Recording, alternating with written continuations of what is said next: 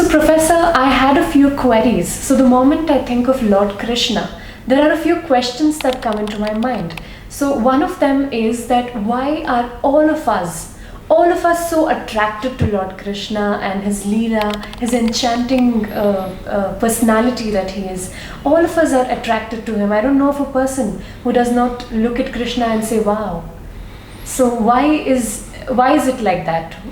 What is that is so good about him that we're in trance? Even for example, when we go to ISKCON temple or Mathura, Vrindavan, Udupi Krishna temple, all of us, we're in a very different feeling altogether.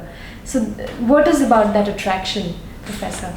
Well, when you look at whether it's Krishna or Rama or Narasimha or Matsya, all these different avatars, as we call it, that is manifestation in a form that is comprehensible to us, right? That's all an avatara is. So even Sri Krishna, 5,000 years ago when the avatara took place, even though for all outside people it looked as if a human being was walking in front of them, Yes. in reality that form is not a physical form like you and me, but it appears like that to us. So an avatara is a time period of a finite time period when the infinite one, call him by whatever name you want, manifests himself in a specific form for a specific reason. But that's not a physical form, even though to us it appears like physical. So the attraction is not physical. It's not because of something you see. You and me, we are not seeing Krishna right now in front of us. Nobody's running around with a navilgari in his head, right? So still, what is it that catches our imagination? And the answer to that is, when you look at that, there is a Krishna Avatara and there's a Krishna Rupa. The two are different. Krishna Avatara is that finite time when he manifested himself in front of a finite number of people for whatever reason, right? But the Krishna Rupa is something that was always there, will always be there, forever, right? So the question is, what is that Rupa? What is it that the symbolism we use to represent that is a different thing, right? Whether we are talking about the peacock feather, whatever it is, that is symbolism. But at the root cause, what is it? What is it that attracts us?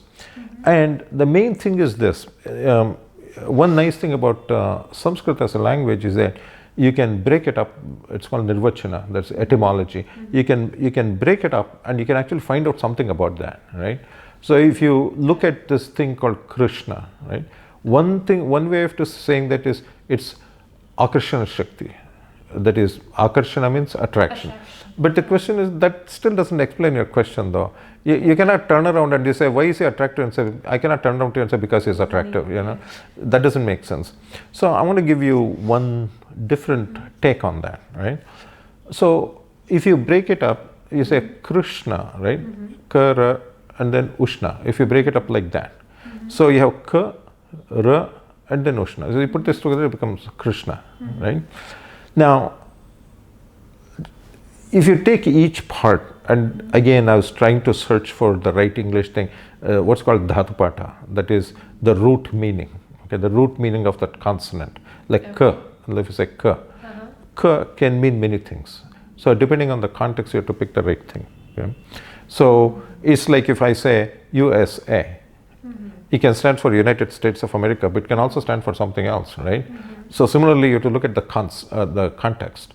So in this particular context, if you look at Ka, Ra and Ushna, and again, I'm not breaking up that Ushna for a reason. So Ka can stand for karma. Karma, the first thing in karma is Ka, right? So then Ramayate, that is enjoyment. That word is Ra. Ushna means elevated energy. Okay? So that form of the infinite one that gives us elevated energy. Ushna, like in the physical body, if you say there's Ushna, that is like there's too much heat in the body, so that Ushna, right? So we're not talking about that, we're not talking about the physical thing, but in your mind, in the spirit, even going beyond the mind, in your spirit, at the innermost self, right? if you can get elevated, very elevated energy, that is Ushna. Ushna for the spirit, not Ushna for the body. Now, when you do karma, satkarma, good things, right? When you look at karma and you enjoy that, like what you're doing right now, right? So if you thoroughly enjoy that, and if something gives you elevated energy in that, elevated enjoyment, ananda, bliss, if it gives you a tremendous thing in your karma, when you're doing something good, that form of Bhagavanta, that form of the Infinite One is Krishna.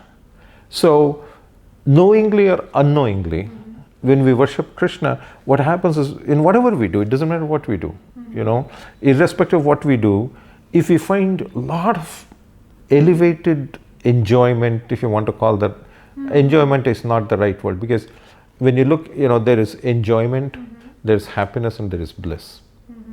Enjoyment is something that you feel good when you're in contact for something. Right, with the outer world. With anything, with the five senses. So you have the five jnanendriyas, right? Perceptory senses. And then there's five objects of perception. It's called Shabda, Rupa, Rasa, Gandha, Sparsha. Those are five objects of perception. So if you take a rasa, taste, for example. So if you give me a gulab jamun or something, right? So I'm eating that, and suppose I love gulab jamun, I'm eating that, you know, it feels so good. But the thing is that enjoyment lasts only when that gulab jamun is in touch with my tongue, that's all. When it goes inside, that's gone, that's enjoyment. Happiness is something different. Happiness is doing something where that feeling lingers for a while. Whatever it may be, I do something, that actual thing is gone, it's over. But that enjoyment, that feeling lasts for a while. That's happiness, right? Wow. That's interesting. Bliss, on the other hand, is something that is permanent. It never changes. So what we are talking about here is not just enjoyment, not even just happiness, but that paramananda, that bliss. So when you exist the whole life in this blissful state, someone who can give you a lot of energy, that is Krishna.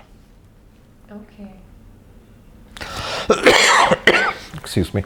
No worries. So that is why Krishna as a person. Yeah, because that you feel that energy. Okay. You feel that energy of bliss inside when you think of that form. Now, the question is, why don't I feel that when I think of Rama?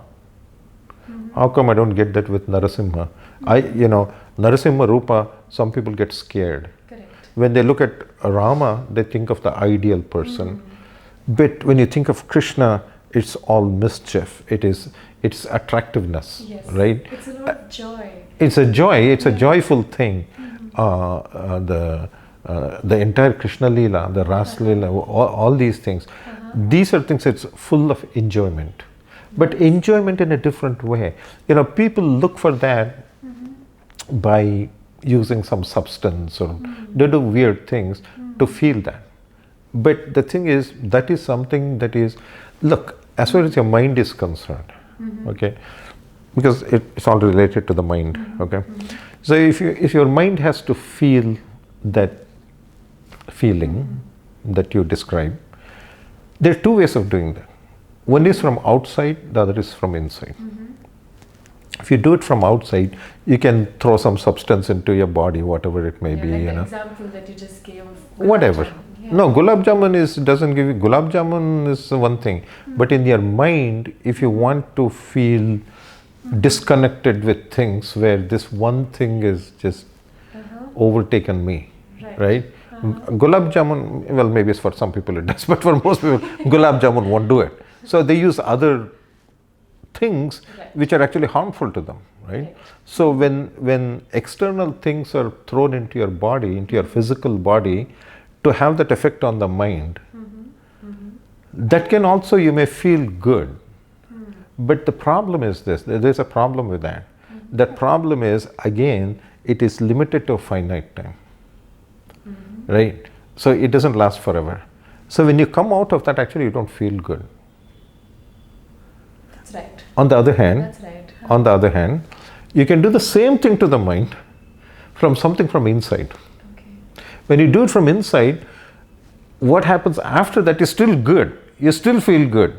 Like you may not be in that trance, like you said, you go to Mathura or somewhere, because you feel really good. You walk away and now you're not sad or depressed or your body is not hurt, nothing happens, you're still good, yet you got to experience the same thing as what some substance would do, right? So this is a spiritual way. This is the Vedic way of giving your mind that relief from everything outside, whatever it may be. And because you're disconnected from that during that period, you don't feel anything because you're not connected to things that usually cause you stress or unhappiness or worries or any of those things, right? So you feel really good because you're disconnected from those things for a while. But when the thing is over, you still, that memory of that feels good, It's not something, and it doesn't harm you in any way. As a matter of fact, it does good things to you. Yes. So that's basically what the reason is. And the way you get it, why Krishna in particular, is because if you there's a saying in the Vedas that says, however you do the upasana, that's whatever you offer is what you get back. That's what it says. So if I focus on a form of, say, Sri Ram, for example. Okay, some people, that's what they like, that's what they do. So when you focus on that form, the thing is, you're sort of like focusing on something that is ideal. So you say, oh, I should also be ideal. I should also be like Sri Ram, be the ideal. I call him Maryada Purusha. So, but I know that I'm not like that. So I'll only feel bad. I'll just say, crap, I wish I was somewhat like that. I'm not, right? You look at Narasimha. Am I like Hiranyakashipu? Like, do I go after money and all that? And say, ouch, yes. So he gets scared. I say, oh my God, so he's going to come on. Yes, Krishna is not like that. When you look at Krishna Rupa, his thing always was that he always came and helped people who were in trouble. Always. Spread right? joy. Spread joy and enjoyment, happiness. It's more than all of that. It's bliss, spreading bliss, right? Right. It's not about, so I look at myself and say, I don't have to be ideal. Nobody's going to come and dig up my intestines. So none of those worries, right? I think of Krishna as you only get elevated energy of bliss. Okay. That's why that particular form, all that mischief and all these things, it makes you smile. That's so nice. Yeah. I think it's the perfect way to look at what there is. That's right. That's a good way to look at the Infinite One. I'm not saying it's the perfect, everything is perfect about him. There is no imperfect way. But I'm just saying that this particular form, when you focus on that, those are the feelings you get. So in some other form you may get bhakti, So if you look at the ideal one, look at Sri Ram, that you get bhakti, you feel like bowing down because it's perfect. And I say, I'm imperfect, you're perfect, and therefore I bow down. With Krishna, you feel like doing mischief with him, right? So it depends on what aspect of that Infinite One is presented to us. And this one is more exciting for us because, that's how the mind would like to be indulging in mischief, in good mischief, not bad mischief. And so because that's what brings to our heart and our minds, we get attracted to that. That's why we have that attraction towards that particular form. That's wonderful. It's a great way to look at it, and I learned a lot from this.